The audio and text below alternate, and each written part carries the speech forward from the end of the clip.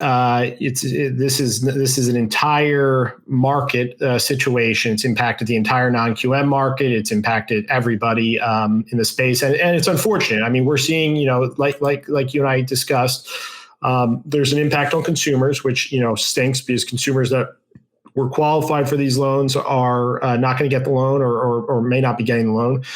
So there's that one element of it. And then there's the other element of it, which is, there's jobs that are being lost. And that's really the part that stinks is, this is not, people say things and it's so stupid, but like this was a good, non-QM loans were performing at a very high rate.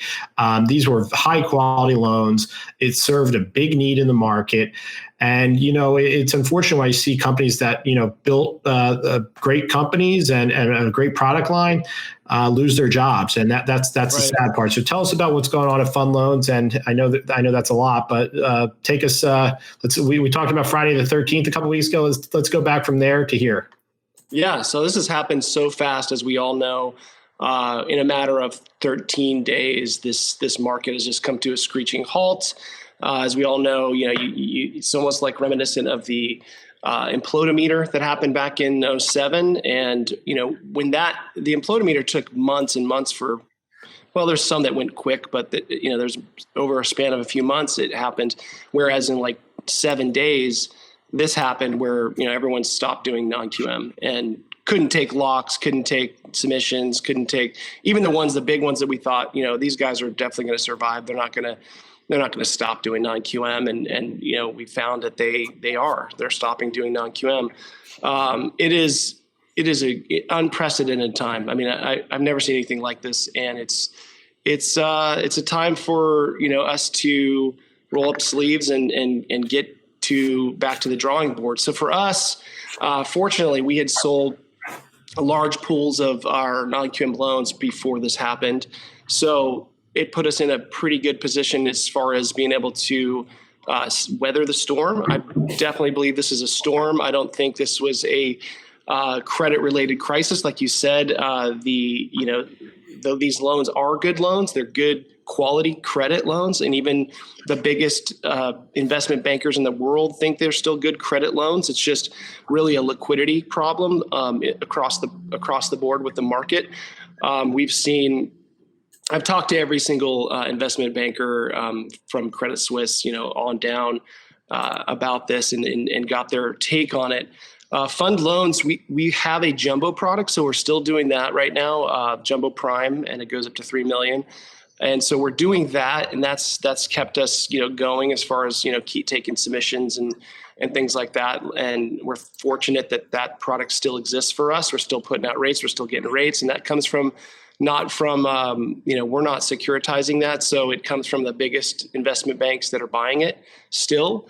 But as we know, this stuff is changing daily, changing hourly.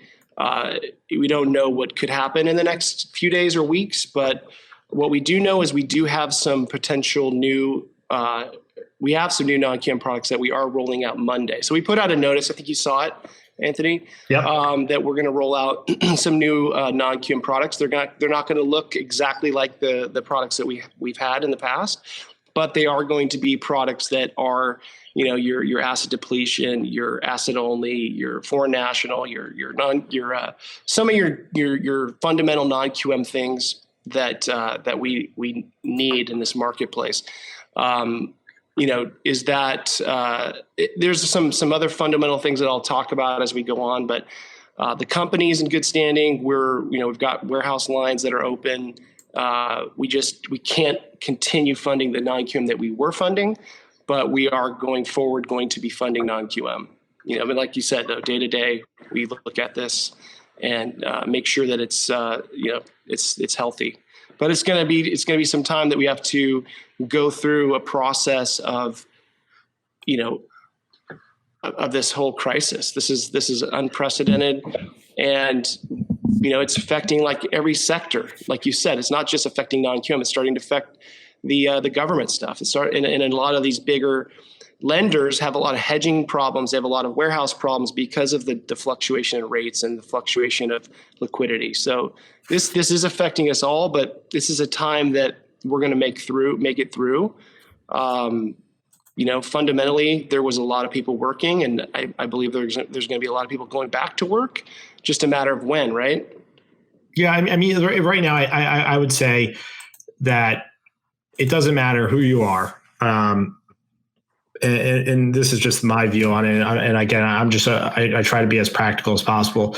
Nobody knows, like literally nobody knows. Like I could tell you right now, I know some people that are leading major mortgage bankers that I have an immense amount of respect for, like I look up to, that are feeling pain and pressure and are caught in an unfavorable position right now that I never expected them to be in. And it really just comes down to understanding that this is bigger than our industry. It's bigger than everything. This is a situation. We just had 3.3 million jobs lost in a week.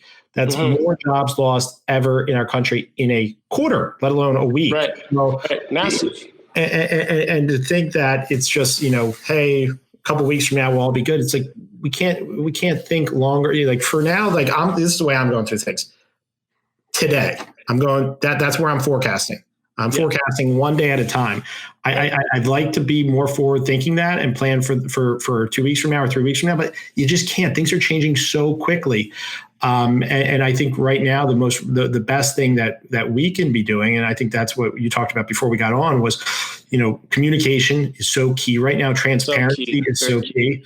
When I posted, I believe it was last week, I posted a post on Thursday and I said the non-QM market has evaporated. And a whole bunch of people jumped on the thread. Guys from different non-QM lenders are like, oh, we're still here. We're good. Everything's good. And again, I'm not looking. This isn't me trying to be a mean person. I don't want to see anybody lose their job. That's like, to me, losing jobs is like the worst thing. That I don't want to see anybody go out of business. Right. People are trying to put, food on their families' plates. So it's like, I'm just telling the guys that like my responsibility is to loan originators, and loan originators have a responsibility to consumers.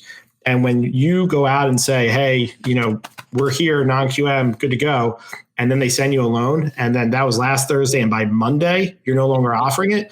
Right. They just set expectations with a customer, a realtor, and when that loan can't go through, they look like an idiot. Right. And I really want to kind of mitigate that damage.